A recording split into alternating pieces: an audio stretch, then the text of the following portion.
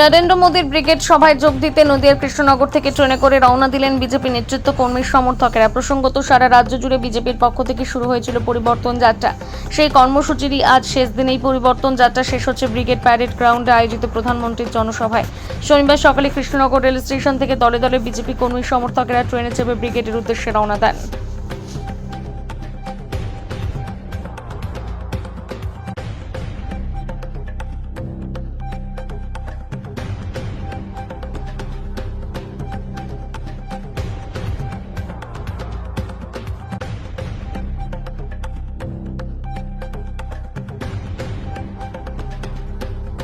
কি বলবো সেটা তো বলবো।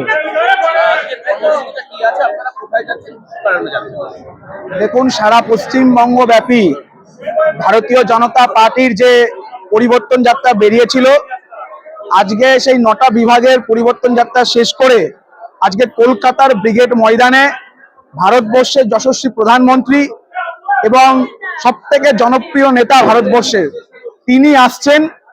এবং সেই জন্য আমরা কৃষ্ণনগর স্টেশন থেকে ভারতীয় জনতা পার্টির একাধিক কার্যকর্তা কর্মীরা আমরা আজকে কলকাতার উদ্দেশ্যে রওনা দিচ্ছি।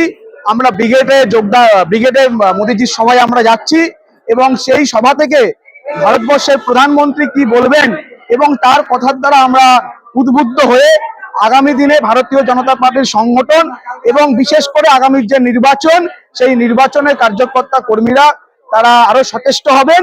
আর সবচেয়ে বড় কথা, যে এই নির্বাচনে বাংলার মানুষ ঠিক করে নিয়েছে যে তারা তৃণমূল কংগ্রেসকে বিসর্জন দেবে। তাই আজকে দিনে দাঁড়িয়ে মাননীয় প্রধানমন্ত্রী নরেন্দ্র মোদীজি তিনি যে দিক নির্দেশনা করবেন, সেই দিক নির্দেশনার উপর ভিত্তি করেই আগামীতে পশ্চিমবাংলায় বিজেপির জয়যাত্রা ছুটবে। নদিয়া উত্তর সাংগঠনিক জেলার ট্রেনে এবং আমাদের প্রচুর কার্যকর্তা কর্মীরা তারা বাসেও যাচ্ছে। প্রায়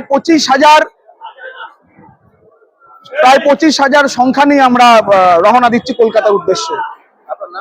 আমার নাম রাজু দাস, নদিয়া উত্তর ভারতীয় জনতা যুব মোর্চার সভাপতি।